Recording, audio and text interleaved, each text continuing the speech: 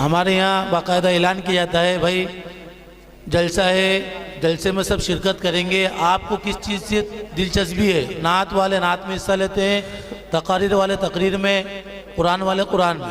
भाई आजकल जो फितना फैला है कादियानियत का, वो शकील बिन हनीफ का, उसी पर एक मुकालमा है। जो हज़रत खड़े हैं वो बैठ जाए तो दाएं तरफ जगह है, इसको भाई हजरत कह रहे हैं कि इसको समझने की कोशिश करो और हर एक आदमी ध्यान से सुनो इसे। अब्दुल कुद्दूस भाई उनके साथ आए, उनका भी हम इस्तकबाल करते हैं। अहला व सहला व मरहबा बिकुम के अल्फाज से इस्तकबाल करते हैं। अब्दुल कुद्दूस भाई हरसूदी। ये जो साथी बाहर खड़े मौलाना बाएं तरफ जगह खाली है। मौलाना अब्दुल रहमान साहब शेखपुरा और मौलाना अशफाक साहब शेखपुरा, ये भी तशरीफ ले आए स्टेज पर। और हाफिज इस्माइल साहब स्टेज पे तशरीफ ले आए। हाफिज इस्माइल साहब शेखपुरा। मौलाना कुदरत साहब देड़तली वाले, मौलाना कुदरत साहब भी तशरीफ ले आए देड़तला। पेश कर।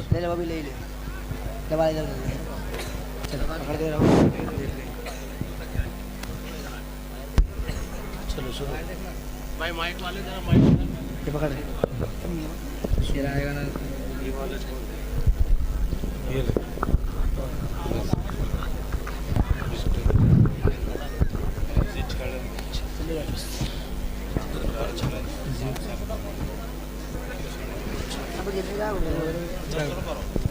अरे चाचा, अस्सलाम वालेकुम वरहमतुल्लाहि वबरकातुहू। वालेकुम सलाम। खैरियत से? मजा में।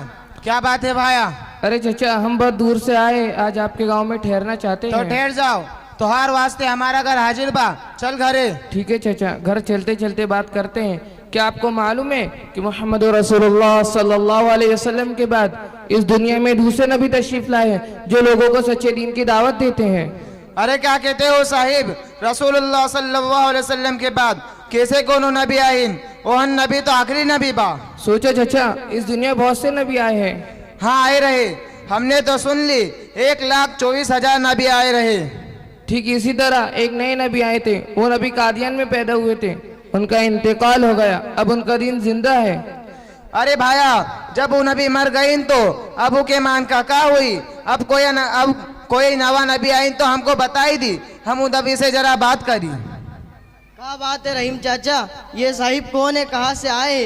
अरे इंजीनियर बाबा, तू ही पूछ ला, ई साहिब कहाँ से आइन है? ऐसे तो ई साहिब हमार मेहमान बा, आज ई साहिब हमार घरे रहे। जी फरमाइए, आप कहाँ से तशरीफ लाए? जी मैं गोरखपुर जिले का रहने वाला हूँ, कादियान में मेरा घर है। मेरा नाम गौहर कादियानी है और एक नबी की तबलीग के लिए निकला हूँ ताकि उनकी दावत पूरी दुनिया में फैला दूँ। तो फिर खातमन नबीयीन जो कुरान में लिखा है, उल्मा तकरीर करते हैं, मुफस्सिरीन तशरीह करते हैं, ये सब नाउज़ु बिल्लाह बेकार की बातें है। क्या इनका कोई मतलब नहीं? अगर इनका मतलब है तो नए नबी होने का सवाल ही नहीं होता। It is impossible mister Gauhar, you are wrong. देखिए इंजीनियर साहब, आपने इस आयत का मतलब बिल्कुल ही गलत समझा है। आयत बिल्कुल सही है और इसका मतलब ये है कि मोहम्मद रसूलुल्लाह सल्लल्लाहु अलैहि वसल्लम क्योंकि तमाम नबियों के सरदार और किंग है, इसी पावर और अथॉरिटी की वजह से आपने मोहर लगा दी है कि अब जिस नबी की नबूवत जारी होंगी वो मेरे अंडर में रहकर जारी होंगी, डायरेक्ट कोई नबूवत जारी नहीं होंगी। यानी आपने अपने अंडर मातहती में रहते हुए बाकायदा नबूवत की मोहर लगा दी। अच्छा गौहर साहब, आपकी बात तो मेरे समझ में आ गई। अब आप मुझे उस नबी का तारुफ यानी इंट्रोडक्शन कराए ताकि मैं कुछ सोच सकूं। देखिए इंजीनियर साहब, वो नबी आबिद है, जाहिद है, रात रात भर इबादत करने वाला है, रोने वाला है, मुहद्दिस है, मुजद्दिद है। खुद अंग्रेज लोग इनके दर पर आते हैं और दुआ लेकर जाते हैं और आप अलैहिस्सलाम मुस्तजाब दावत नबी है। तो फिर हमें ऐसे नबी पर जरूर ईमान लाना चाहिए। फिलहाल मैं आपके हाथ पर बैत करता हूँ। हमीद मियाँ, आप भी बैत कर लो। नहीं बबुआ, हमरा पहले तनिक सोचे के चाहिए, जरा मौली साहब से पूछब। ई देखा, ई मौली साहब अभी पढ़ा थे, इसे बात कर। अरे रहीम नाना, कोई खास बात बाका है लगत है कि इंजीनियर चचा के रंग तनिक बदलावा? हाँ बेटा हमीद, गजब हुई गवाह है। ई नवा साहब कहते कि कोनो नवा नबी आइन है। क्या बात है साहब, आप लोग कहीं मिर्जा गुलाम अहमद कादियानी काना दज्जाल मक्का अरजानी हराम गोर की बात तो नहीं कर रहे? हमीद मियाँ, आपको जबान संभाल कर बोलना चाहिए। आप पढ़े लिखे और मैं उनको मान चुका हूँ। चचा कह रहे थे कि आपने उसको मान लिया। क्या आपको मालूम नहीं कि मजबूरी का नाम महात्मा गांधी है, इसलिए उसे बनाया गया? अरे चचा, ये शख्स तो छटा हुआ बदमाश, चोट्टा, पक्का जानी, एक नंबर का झूठा था। हजारों झूठ बोलकर तो अंग्रेजों से पैसे ऐंठे हैं और बेशुमार झूठ दावाए नबूवत में बोला है जो तारीख के सफ़हात में मौजूद हैं। देखिए मौलवी साहब, अब हम आपकी बात सुनने के लिए तैयार ही नहीं, क्योंकि आप झूठे हैं। मिर्जा अलैहिस्सलाम ने हरगिज़ ऐसा नहीं किया। अफसोस है कि आप मौलाना का झूठ बोलते हैं। झूठे की बात का कोई एतबार नहीं। अरे कमबख्त, डूब मरो तुम लोग। मैंने एक झूठ बोला तो बिदक गए। मेरे मौलाना होने पर तोहमत और इल्जाम लगाने लगे। जिसने बेशुमार झूठ बोले हैं, क्या ऐसे नबी होने का तुम यकीन रखते हो? क्या वो नबी हो सकता है? वो तो कुत्तों से भी गिरा हुआ होगा जो झूठा हो और नबी होने का दावी भी करता हो। हाँ, अब देख लेना हमार बेटवा कितने कमाल का छोकरा बा। अरे काबो जता बा इंजीनियर बबुआ। ये छोकरा मदरसा समझिया में पढ़े थे। तनिक की बच्चा गौर से सुना, फिर तो हर समझ में आ जाए। अच्छा बेटा हमीद, जरा इन्हें खातमुन नबीयीन का मतलब बताई दो। अरे नाना जी, वो तो बता दूंगा, जरा सा और सुन लीजिए। इस नालायक गधे ने यहाँ तक कहा कि मेरी बिअसत सानिया है।